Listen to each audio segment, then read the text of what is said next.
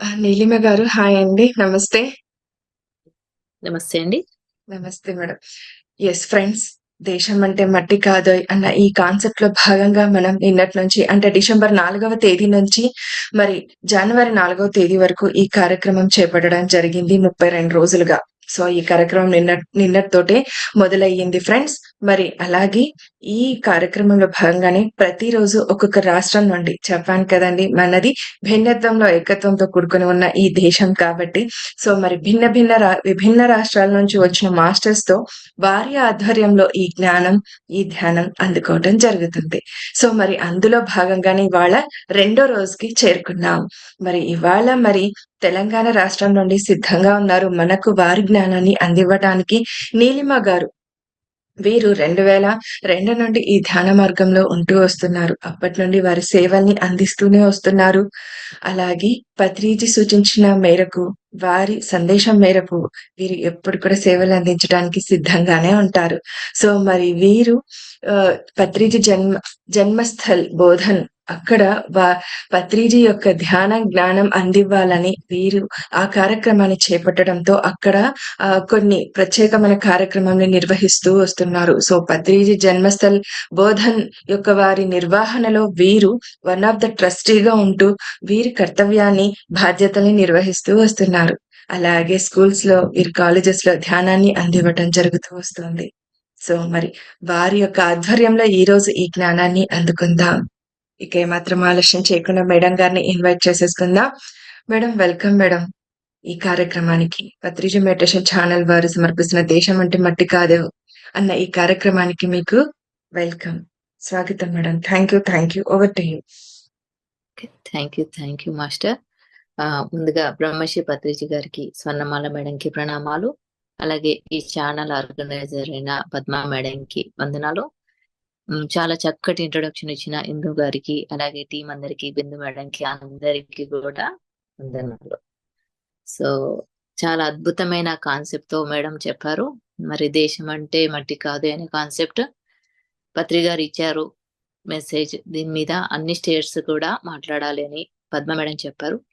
మొదటగా అనిపించింది, కానీ చాలా వండర్ఫుల్ టాపిక్ మరి. సో ఇది చాలా డెప్త్ ఉంటుంది, ఎవరి కోణంలో అర్థమైన విధంగా మనం మాట్లాడుకోవచ్చు. సో అలాగే అన్ని స్టేట్స్ తో మాట్లాడించడం అంటే అన్నిటినీ ఒకే విధమైన ఒకే లైన్ కి తీసుకురావడం అనే కాన్సెప్ట్ లా నాకు అనిపించింది. సో అన్నిటినీ కూడా, అన్ని స్టేట్స్ ని కూడా ఒకే అర్థంతో, ఒకే ఉద్దేశంతో ముందుకు తీసుకెళ్ళాలి. అదే ఆధ్యాత్మికంగా పత్రి గారు తీసుకొచ్చిన మార్గం వైపు అన్నట్టుగా నాకు అనిపించింది. దానికి ఒక చుక్కానిలాగా పద్మాని మేడం చేస్తారు. Wonderful madam. సో ఇంకా మన టాపిక్ లోకి వెళ్తే, మామూలుగా దేశం అంటే మట్టి కాదే మనుషులే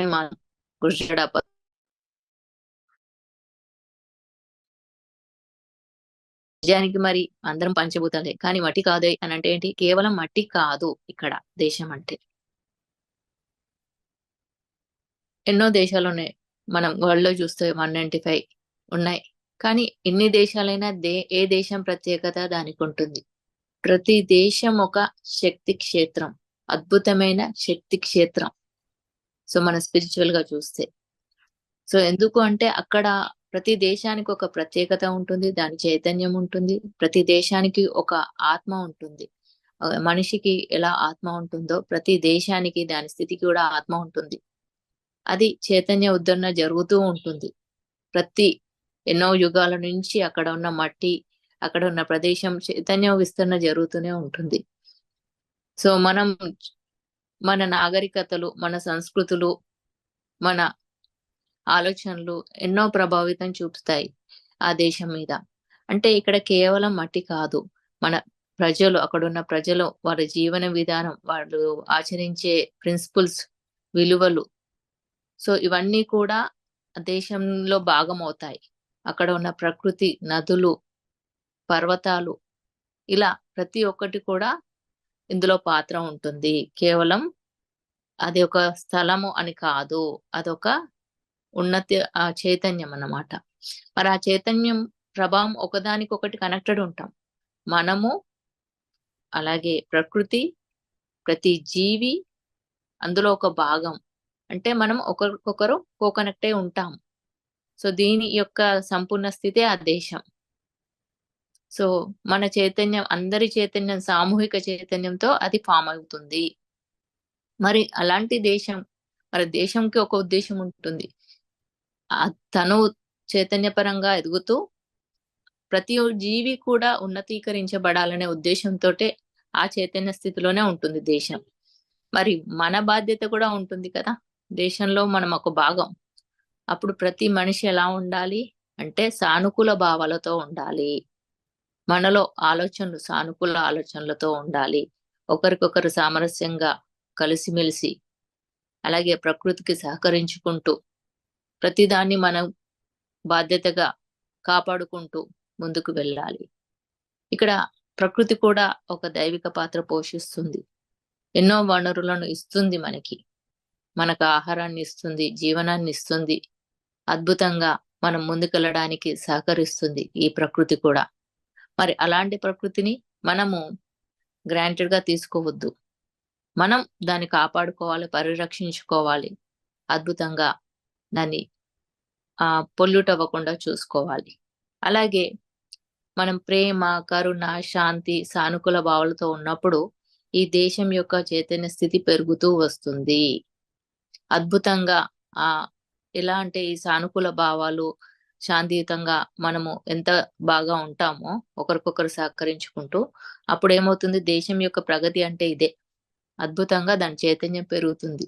ఒక దేశం యొక్క స్థితిని చూడాలి అంటే ఆ దేశంలో ఉన్న సంపదలని కాదు, అక్కడ ఉన్న ప్రజల యొక్క భావాలు, వారు ఎలా ఆ దేశానికి పాటుపడుతున్నారు, ఎలాంటి అద్భుతమైన ఆలోచనలతో ఒకరికొకరు పరస్పర సహకారంతో, ఐక్యతతో ఉంటూ శాంతిని తీసుకొస్తున్నారు అనే దాన్ని బట్టే ఆ దేశ సంపద, ఆ దేశం యొక్క గొప్పతనం చెప్పుకోబడుతుంది. ఎన్ని సంపన్న దేశాలు ఉన్నా కానీ భారతదేశాన్ని ఎందుకు గొప్పగా చెప్పుకుంటారు అంటే ఈ భావాలు అధికంగా ఉండి ఆధ్యాత్మిక నిలయం కాబట్టి. మరి దాన్ని మనం ఇంకా పెంపొందించుకోవాలి, కాపాడుకోవాలి, ఉన్నతీకరించుకోవాల్సిన అవసరం ఉంది. సో కాబట్టి ఇది గుర్తు చేసుకోవడానికి మనకు పత్రిజీ మీరు ఒక్కరు అని కాదు, ఇదంతా గ్రూప్ కాన్షియస్ అని మనకి అవగాహన పెరుగుతుంది. ఇలాంటి టైటిల్స్ ఇచ్చి మనకి చెప్పడం అంటే ఏంటంటే మనం వీఆర్ ఆల్ కనెక్టెడ్ అన్నట్టు, మనం ఒక గ్రూప్ కాన్షియస్ అని గుర్తు చేయడం. సపోజ్ ఇప్పుడు మన బాడీలోనే ఎన్నో థౌజండ్స్ ఆఫ్ సెల్స్ ఉంటాయి. ప్రతి సెల్ ఇంపార్టెంట్ బాడీకి. సో ఆ బాడీలో ఒక సెల్ డిస్టర్బ్ అయినా మెల్లిమెల్లిగా ఒకటే సెల్ కదా ఏం కాదు అనుకుంటాం, కానీ ఒక చెయ్యి మనది కాదు అనుకుంటే దాని ప్రభావం మళ్ళీ ఇంకో చెయ్యి మీద కూడా పడుతుంది. అలాగే మన దేశంలో ప్రతి పౌరుడు కూడా ఒక సెల్ లాంటి వాడే. ప్రతి స్థితి కూడా దాన్ని మనం ఇగ్నోర్ చేసినా, అది మనది కాదు అని అనుకున్నా ఏమవుతుందంటే అది మన దాకా వచ్చి తీరుతుంది. అలా ఇంపాక్ట్ అవుతుంది, ఒకదానికొకటి కనెక్టెడ్ ఉంటుంది. ఇది మనం వివేకం పెంచుకుంటే, జ్ఞానాన్ని పెంచుకుంటే మనం సెపరేట్ అవ్వబడం. ఎప్పుడైతే మనం అజ్ఞానంలోకి వెళ్తామో ఈ సెపరేషన్ ఇలాంటివి వచ్చి మనం దేశంలో ముందుకు వెళ్ళడానికి కాకుండా ఒక్కోసారి డిస్టర్బ్ అవ్వడానికి కారణమవుతాం. సో ఇవన్నీ కూడా మనం మార్చుకోవాల్సిన అవసరం ఉంది. అంటే ప్రతి ఒక్కరు కూడా అభివృద్ధి వైపు వెళ్ళాలంటే వారి యొక్క జ్ఞానాన్ని పెంచుకోవాలి, ఆధ్యాత్మిక జ్ఞానాన్ని పెంచుకోవాలి. మరి మనం డైరెక్ట్ గా మనుషులుగానే ఏమీ పుట్టలేదు కదా, ఒక చెట్టు పుట్ట నుంచే వచ్చాం. అంటే మన ఆత్మ ప్రగతి ఎక్కడి నుంచి వచ్చింది, ఖనిజ స్థితి నుంచి మొదలైంది. అంటే ఇప్పుడున్న పర్వతాలు, నదులు అన్ని కూడా ఒకప్పుడు మనమే అన్నమాట. అంటే మనం అందరం కూడా కనెక్టెడ్ ఉన్నాం. అంటే వాళ్ళు సిస్టర్స్, బ్రదర్స్ అని చెప్తారు. ఇలా మనం అలా చూడాలి. మన ఇంటి వాళ్ళనైతే మనం మన వాళ్ళు ఎలా అనుకుంటామో దేశంలో ఉన్న ప్రతి వనరులను కూడా మనవి అని వాటిని కాపాడుకోవడం, వాటిని స్వచ్ఛంగా ఉంచాల్సిన అవసరం మనకు ఉంది. ఇలా ప్రకృతి ఏమీ ఆశించకుండా మనకి ఎలా ఇస్తుందో దాని పట్ల మనం కృతజ్ఞతా భావంతో ఉండాలి. కృతజ్ఞతా భావం అంటే దాన్ని మనము ఉన్నట్టుగా ఉంచడమే, దాన్ని ఏమాత్రం హాని చేయకుండా ఉంచడమే మనం చేయాల్సిన పని. ఎందుకంటే ఏమీ ఆశించట్లేదు, అది తను ఏమీ ఆశించకుండా మనకి ఇస్తుంది. ఆ ఇచ్చిన వాటి పట్ల కృతజ్ఞతతో ఉంటూ దాన్ని మనము దుర్వినియోగపరచుకోకపోతే చాలు. అదే మనం మనం చేయగలిగింది. అలాగే మనం ఎంతవరకైతే మనం ఇంకా దేశభక్తి, దేశ సేవ అని చెప్పుకుంటాం. మరి దేశభక్తి, దేశ సేవ అంటే ఏంటి? మనం అందరం కూడా ఎప్పుడు కానీ బ్లేమింగ్స్, కంప్లెయింట్స్ వైపు, జడ్జిమెంట్స్, యుద్ధాల వైపు కాకుండా శాంతి వైపు తీసుకెళ్లేవారన్నమాట. ఎప్పుడు శాంతిని కోరుకోవడము, శాంతి దిశగా ఆలోచనలు చేయడము, అందరిలో అలాంటి ఆలోచనలు వచ్చే విధంగా ఉండడం అనేది ఇంపార్టెంట్. వాళ్ళే దేశభక్తి చేయడం అన్నమాట. సో, ఇక సైలెంట్‌గా కూడా మన దేశానికి ఎంతో మంది చేస్తున్నారు. చాలా మంది యోగులు ధ్యానం ద్వారా వారి యొక్క సానుకూల ఆలోచనలు, అద్భుతమైన ప్రేమను కురిపించడం వల్లనే దేశంలో చాలా భాగం కూడా మనకి పాజిటివ్ వైబ్స్ రావడము, ముందుకెళ్ళడం కారణమవుతుంది. ఇలా సైలెంట్‌గా కూడా చేయవచ్చు. నిజానికి చాలా మంది నేను ఉద్ధరిస్తాను, వాళ్ళని ఉద్ధరిస్తాను అంటారు. కానీ టార్కం సొరడని చెప్తారు గదా! మీరెవరినైనా ఉద్ధరించాలనుకుంటే మిమ్మల్ని మీరు ఉద్ధరించుకోండి. అప్పుడు మీరు గొప్ప సమాజ సేవ చేసినట్టవుతారు. ఎందుకు అంటే ఒక వ్యక్తి యొక్క ఆలోచనలు మారితే, ఆ వ్యక్తి యొక్క పద్ధతులు అద్భుతంగా ఉంటాయి. దాని యొక్క ప్రభావం కొన్ని కిలోమీటర్స్ వరకు ఉంటుంది. అలా ఈ వ్యక్తులు అందరూ సామూహికంగా అలా మారినప్పుడు ఆటోమేటిక్‌గా దేశం బాగుపడుతుంది. అన్ని పరిస్థితులు మార్చబడతాయి.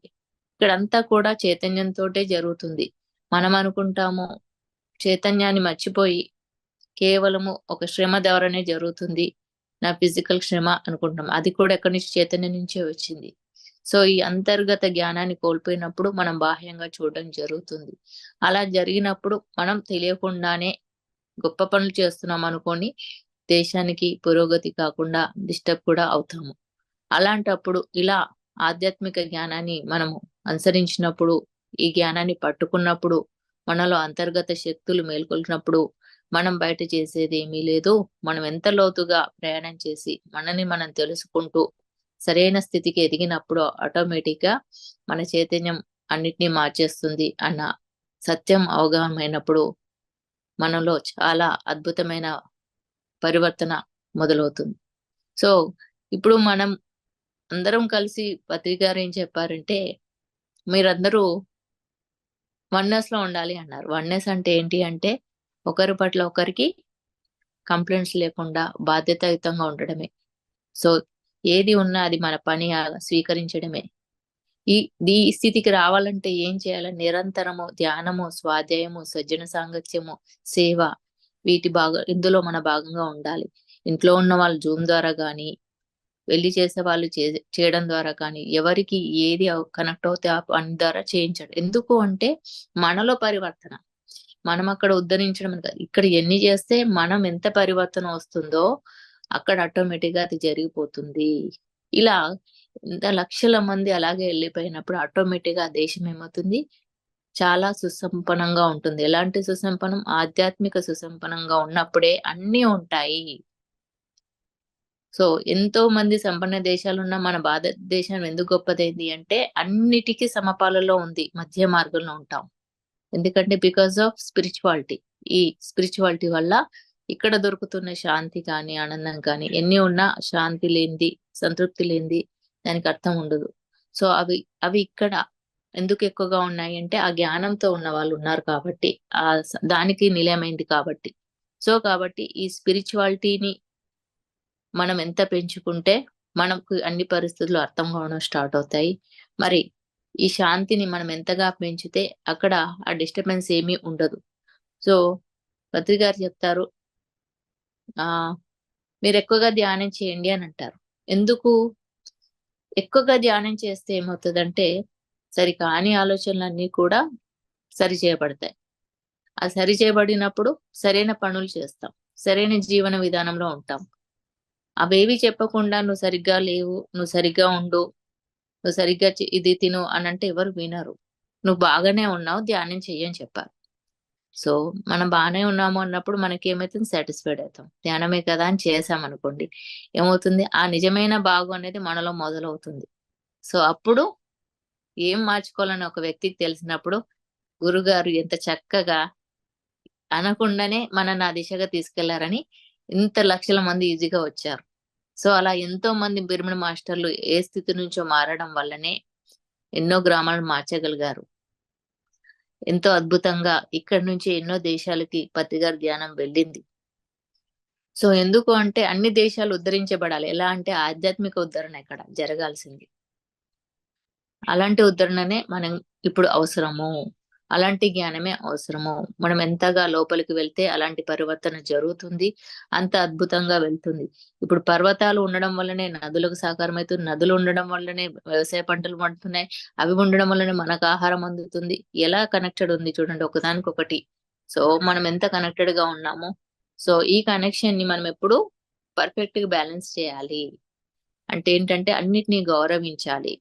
అన్నిటి పట్ల కృతజ్ఞతా భావంతో ఉండాలి. మనకి ఈజీగా దొరికింది కదా అని చెప్పేసి మనకు నచ్చినట్టుగా వనరులను డిస్టర్బ్ చేయకూడదు. పొల్యూట్ చేయకూడదు. మనకి సరికాని పనులను అసలే ఎంకరేజ్ చేయకూడదు. సహజంగా ఉండాలి. ఆనందంగా ఉండాలి. ప్రశాంతతని, శాంతిని పెంచే విధంగా ఉండాలి. సానుకూల ఆలోచనలతో ఉండాలి. సామరస్యంగా కలిసిమెలిసి ఉండాలి. ఇది శాంతికి మార్గంగా మనం ఉండాలి. సో ఇలాంటి ఆధ్యాత్మిక శక్తి క్షేత్రం ఒక దేశంలో ఉన్నప్పుడు మనం దాన్ని ఇంకా దేశ చైతన్యంతో పాటు మన చైతన్యం రెండూ కూడా పెరుగుతూ వస్తాయి. ఎంతో అద్భుతంగా ఎదుగుతాము. సో ఇలా మనకి అవగాహన కలిగించడానికి పొయిట్రికల్ గా అది టాపిక్ వచ్చినప్పటికీ అంతర్గతంగా ఒక్కొక్కరి కోణంలో ఎంతో అద్భుతంగా ఉంటుంది. సో కాబట్టి మనం ఎప్పుడైతే మంచి భావాలతో ఉంటామో అప్పుడే మన మన ఉన్నతి, మన చైతన్యము, దేశ చైతన్యము రెండూ కూడా ఉంటుంది. సో ప్రతి దానికి ఒక పర్పస్ ఉంటుంది. ఒక చిన్న వస్తువుకు, ఒక పెన్నుకు ఒక పర్పస్ ఉంటుంది. దాంతో అద్భుతాలు రాయొచ్చు. ప్రతి వస్తువు ఒక క్రియేషన్ మన చైతన్యం ద్వారానే జరిగింది. సో అలాంటి చైతన్య సామూహికంగా ఉన్నాం. అన్ని చైతన్యాల సామూహికంగా కలిసి ఉన్నాం. ఒక చైతన్యాన్ని ఇంకొక చైతన్యంతో ఎలా ఉపయోగించుకుంటున్నాం అనేది ఉంది. ఒక పెన్, ఒక బుక్, ఇది ఒక చైతన్య సృష్టి. సో వీటన్నిటిని మనం ఎలా ఉపయోగించుకుంటున్నామో అద్భుతంగా దాన్ని ముందుకు తీసుకెళ్తున్నట్టుగా అలా ప్రతి ఒక్క సృష్టి మనం చేయగలుగుతున్నాం. ఇలా మనం సానుకూల భావాలతో ఉన్నప్పుడు ఇంకా అద్భుతమైన సృష్టి చేయగలము. అందుకే సార్ 4 టైప్స్ ఆఫ్ థాట్స్ అంటారు. పాజిటివ్, నెగటివ్, డిజాస్టర్స్, మిరాక్యులస్ అంటారు. ఈయనన్నిట్లో కంటే కూడా మిరాక్యులస్ గానే ఉండమంటారు. అద్భుతాలే చేయమంటారు. ఇంత అద్భుతం చేయాలి అంటే మనం ఒక అద్భుతమైన చైతన్యం అని మనం గుర్తించాలి కదా! ఎలా గుర్తిస్తాము? అనుకున్నంత మాత్రం కాదు కదా! మనమందరం సామూహికంగా కలిసి మెడిటేషన్ చేసినా, మనం ఇండివిడ్యువల్‌గా చేస్తూ, అందరితో కలిసి చేస్తూ, అందరి యొక్క అనుభవాలు వింటూ, అందరి జ్ఞానాన్ని తీసుకుంటూ, మనకు తెలిసింది నలుగురికి చెప్తూ, నీకు చేయగలిగిన సేవ చేస్తూ, ఇలా మనకొక ఈ సంస్థ ద్వారా కొత్త రకంగా మనం దేశాన్ని, మనని మనం ఉద్ధరించుకునే విధంగా తీసుకొచ్చారు బద్రి గారు. పిఎస్ఎస్ మూవ్‌మెంట్ అనేది. సో ఒక దేశం నుంచి ఒక ప్రపంచ వ్యాప్తంగా వెళ్ళిపోయిందిది. ఎలా అంటే అతని యొక్క సానుకూల ఆలోచనల నుంచి, మిరాకులస్ థాట్ నుంచి, చైతన్య విస్తరణ నుంచి ఉద్భవించినది థాట్ అది. సో అలా థాట్ చేయాలి మనం కూడా. సో అదే వారి యొక్క ఉద్దేశ్యం. చాలా మంది పిరమిడ్ మాస్టర్స్ అలాగే చేస్తున్నారు కాబట్టి ఇప్పటికి నెంబర్ 1 అయింది పిఎస్ఎస్ మూవ్‌మెంట్. ఎక్కడ చూసినా పిఎస్ఎస్ మూవ్‌మెంట్ చెప్తారు. అద్భుతమైన మాస్టర్స్ ఉన్నారు. ఎక్కడ ఉన్నా అణిముత్యాల్లాగా ఉన్నారు. వాళ్ళ మాటలు వింటుంటేనే అద్భుతంగా ఉంది. ఇప్పుడు ఎంత శ్రావ్యంగా ఉంది, ఎంత ప్రశాంతంగా ఉంది. ఇదంతా వారు తీసుకొచ్చిన ఒక మూవ్‌మెంట్. దాంట్లో ఉన్న గ్రూప్ కాన్షియస్‌నెస్. నేనొక్కడినే అనరు. నా నా ఉద్దేశ్యం బావుంది. ఈ ఉద్దేశానికి తగిన మాస్టర్స్ అందరూ ఒక గ్రూప్ కాన్షియస్‌గా ఫార్మ్ అయ్యారని చెప్తారు. సో ఒక సంస్థ ఎలా అయింది? పిఎస్ఎస్ మూవ్‌మెంట్ ఎలా ఫార్మ్ అయింది? అలాగే దేశం కూడా అలాగే. సో అలాంటి ప్రజలందరూ కూడా ఒకే స్థితిలో ఉండాలి. అద్భుతమైన ఆలోచనలతో ఉన్నామనుకోండి, దాన్ని సరైన దిశగా తీసుకెళ్లడం చేశామనుకోండి, ఇక్కడ శ్రమ ఏమీ ఉండదు. మనము ఆనందంగా ఉంటాము. అందరికీ ఆనందాన్ని కల్పిస్తాము. అన్నిటిని ఎలా అంటే ఉన్నదున్నట్టుగా ఉంచగలుగుతాము. ప్రతి దానితో మనం ఫ్రెండ్‌షిప్‌ని మెయింటైన్ చేస్తాము. అందుకే చాలా సింపుల్‌గా చెప్పారు పత్రిజీ. ఫ్రెండ్‌షిప్ విత్ ఎవ్రీథింగ్ అంటారు. నీ థింగ్స్‌తో, నీ బాడీతో, యానిమల్స్‌తో, చుట్టుపక్కల ఉన్న ప్రతి పరిస్థితులతో ఫ్రెండ్‌షిప్ చేయమంటారు. సో ఎంత సింపుల్‌గా చెప్పారు పత్రిజీ అంటే. అంతే మరి మనము ఏమి చేస్తున్నాం దేశానికి అంటే ఫ్రెండ్‌షిప్. నీతో నువ్వు ఫ్రెండ్‌షిప్ చేస్తున్నావు. అందరితో ఫ్రెండ్‌షిప్ చేస్తున్నావు. అయిపోయింది. దేశభక్తి ఉన్నట్టు అక్కడే నువ్వు దేశానికి పెద్ద సేవ చేస్తున్నావు అంటారు. ఇంత సింపులా అంటే? అవును. ఇంతే సింపుల్. అంత సింపుల్ గా తీసుకొచ్చారు. సోల్జర్ లాగా వేసి ఫైట్ చేయమని అక్కడ దాకా అవసరం రాదు. మనం ఇవన్నీ చేస్తే ఆ యుద్ధాలు కూడా ఉండవు. సో ఇక్కడ ఎలా ఉండవో అంతటా మనం ప్రచారం చేసినప్పుడు అంత శాంతి వైపు వెళ్తుంది కదా, సామరస్యమే ఉంటుంది కదా. అలాగే దేశ నాయకుని ఎంచుకోవడం కూడా ప్రజల యొక్క ఉద్దేశాల మీద ఆధారపడి ఉంటుంది. సో నాయకుడు అనేవాడు కూడా శాంతి మార్గంలో ఉన్నవాడు ఉంటేనే, ఆధ్యాత్మికంగా ఎదిగినవాడు ఉంటేనే మన దేశం ఇంకా పురోగతి చెందుతుంది. అలాగే నరేంద్ర మోడీ గారు వచ్చినప్పుడు మన పత్రి గారు ఎంత ఆనందంగా వారి యొక్క భావాలను మెచ్చుకునేవారు. ఇప్పుడు మనకు కూడా తెలుసు కోవిడ్-10 నుంచి ఇప్పటి వరకు కూడా వారు తీసుకున్న నిర్ణయాలు, దానికి అందరూ సహకరించిన విధానము ఎంత పురోగతి చెందింది, శాంతియుతంగా వెళ్ళింది, మిగతా దేశాల కంటే ఎంత అద్భుతంగా ఎదిగింది. ఇలా ఉంటాయి. ఒక వ్యక్తి అంటే గ్రూప్ ప్రజలందరూ నాయకుడిని ఎంచుకుంటే ఆ నాయకుడు మళ్ళీ వీళ్ళకి స్ఫూర్తి అవుతారు, వీళ్ళు వాళ్ళకు స్ఫూర్తి అవుతారు. ఇలా ఒకరికొకరు కమ్యూనికేట్ అవుతూ సామరస్యంగా ఉంటేనే మనం, అంటే ఇదంతా ఎప్పుడు జరుగుతుంది? ఐక్యతతో ఉండాలి, అంగీకార భావంతో ఉండాలి, సానుకూల ఆలోచనలతో ఉండాలి. అలా జరిగినప్పుడు అందరూ కలిసి ఆ గ్రూప్ కాన్షియస్ తోటి అద్భుతంగా వాళ్ళు ఆనందంగా ఉంటారు. ఆ దేశము బాగుంటుంది. సో అందుకనే ఒక దేశం ఒక వట్టి కాదు. అంత అన్ని ప్రకంపనల సృష్టి అది. ఆ ప్రకంపనలతోటి ఆ చైతన్యం పెరుగుతుంది. మన చైతన్యం పెరుగుతుంది. ఇంత అద్భుతమైన చైతన్య స్థితికి ఎదుగుతూనే ఉంటాము. ఎవ్రీథింగ్ ఈజ్ ఫ్రీక్వెన్సీ, చైతన్యమే. సో ఇంత అద్భుతమైన భారతదేశంలో మనం చెప్పుకోదగ్గది హిమాలయాలు అన్నది ఇంకా అద్భుతం అక్కడ.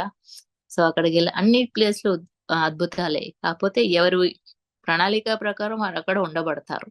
సో ఎందుకు అంటే వాళ్ళు ఎదగడానికి, వాళ్ళు ముందుకెళ్ళడానికి, అక్కడ ఉన్న పరిస్థితి పెంచడానికి. మనం నేర్చుకుంటూ ఎదుగుతాము. ఊరికనే ఎదగం. నేర్చుకుంటూ ఆ తర్వాత నేర్పిస్తూ ఎదుగుతాం. సో ఈ నేర్చుకోవడం, నేర్పించడం 2 బ్యాలెన్స్ గా ఉండాలి. ఆల్వేస్ లెర్నింగ్ ఉంటుంది. నేర్చుకుందెప్పుడు చెప్పడం గూడా ఉంటుంది. సో అప్పుడే మనం కంప్లీట్ అవుతాము. మరి అది ఏ స్థితిలో ఉండాలంటే దేశ చైతన్యాన్ని పెంచే విధంగా ఉండాలి. దేశం మనకు సహకరిస్తుంది. మనం దేశానికి సహకరించాలి. అంటే అక్కడ ఉన్న ప్రజలందరూ కూడా శాంతి మార్గం వైపు, ఐక్యత వైపు, సానుకూల భావాల వైపు ముందుకు తీసుకెళ్తే అద్భుతమైన స్థితిలో ఉంటాము. ఇంకా అద్భుతమైన శక్తి క్షేత్రంగా మారుతుంది. ఎలాగైతే కడతాలో ధ్యాన యజ్ఞం నడుస్తుంటే 21-31 డిసెంబర్ వరకి గ్రూప్ మెడిటేషన్ కోసం ఎలా తరలి వెళ్తాం కలిసి, ప్రపంచ శాంతి కోసం అంటారు. అందరం కలిసి చేసినప్పుడు ఆ ఎనర్జీ ఎలా తీసుకొస్తుంది? అంతటా కూడా ఒక అద్భుతమైన ఫ్రీక్వెన్సీని స్ప్రెడ్ చేస్తుంది. ఆ ఎనర్జీ అంతా మనల్ని మార్చేస్తుంది. చుట్టుపక్కల పరిస్థితులు మార్చేస్తుంది. నెక్స్ట్ ఇయర్ మొత్తం కూడా ఆహ్, రీచార్జ్ అయిపోతుంది ఎనర్జీ. సో అలా మనం ఎందుకు వెళ్తాం? మనకు తెలుసు. దాని పర్పస్ తెలుసు. అందులో ఉన్న ఆనందం తెలుసు. అదొక పెద్ద దివ్య లోకంలా వెళ్ళిన స్థితి వస్తది. మనమందరం కలిసి మర్చిపోతాం మనని మనం. మనమందరం మర్చిపోతాం ఆ స్థితి. అది ఒకటి సృష్టి మనం చేసుకున్నాం. దానివల్ల ఏం జరుగుతుంది? మంచి జరుగుతుంది. ప్రపంచ శాంతి జరుగుతుంది. అంటే మనమంతా శాంతి కోసం పాటుపడుతున్నట్టే కదా! సో కాబట్టి అద్భుతమైన స్థితి వైపు వెళ్తున్నట్టే కదా! ఇలా ఒకరికొకరం పుల్ చేసుకోవాలి. దీని యొక్క టేస్ట్ చూపించాలి అంతే. సో కాబట్టి మనమందరం ఎంత అద్భుతమైన ఆలోచనలతో ఉంటూ శాంతి కోసం పాటుపడుతూ ఎంతగా మనము ఉంటామో, ఎవరిని వారు ఉద్ధరించుకుంటారో వాళ్ళు దేశభక్తులు ఉన్నట్టే. మనము ఉద్ధరించుకోకుండా బయట చేస్తామనుకుంటే అది దేశభక్తి కాదు. దేశ చైతన్యాన్ని పెంచలేము. కేవలము మనకు తెలిసిన కొంత జ్ఞానం, అదే నాలెడ్జ్ అనుకొని మనం ఒక భ్రమలో పడినట్టే. సో ఏదైనా మార్చాలి అంటే మనల్ని మార్చుకోవాలి. లోపలికే వెళ్ళాలి. ఎంత లోపలికి వెళ్తే అంత బయట అవగాహన పెరుగుతుంది. ఎంత లోపలికి వెళ్తే అంత ప్రకంపన చైతన్యం పెరుగుతుంది. ఇలా అందరూ కూడా అంతర్గత ప్రయాణం ద్వారా మన చైతన్య స్థితిని పెంచుకుంటూ, దేశ చైతన్యాన్ని పెంచుతూ, అన్నిటితో సానుకూలంగా ప్రకృతిని కాపాడుతూ ఫ్రెండ్‌షిప్‌తో ఉంటే అద్భుతమైన స్థితిలో ఉంటుంది ఈ దేశం. సో కాబట్టి ఇది ఒక మట్టి కాదు. ఇది ఒక గ్రూప్ కాన్షియస్‌నెస్. అంటే గ్రూప్ చైతన్యం. ఆ చైతన్యాన్ని మనం ఎప్పుడూ పెంచే దిశగా, దాన్ని ఆనందించే విషయంగా ఉండాలి. కాబట్టి ఆల్వేస్ సెలబ్రేషన్స్ చేసుకోవాలి. అహింసలో ఉండాలి, కరుణలో ఉండాలి, ప్రేమతో ఉండాలి, వన్నెస్‌లో ఉండాలి. ఇదే దేశం అంటే. సో ఇక్కడ ప్రజలు అక్కడ పురోగతి చేసుకుంటూ ఇలా వెళ్ళడం అనే కాన్సెప్ట్ నాకు అర్థమైన కోణంలో నేను తెలిసినది కొద్దిగా చెప్పుకుంటున్నాను. Thank you so much masters. మీరు ఎంత అద్భుతమైన అవకాశం నాకు ఇస్తున్నారు. పద్మ మేడంకి, ఈ టీం అందరికి థ్యాంక్ యూ సో మచ్, అందరికి మాస్టర్స్ కి.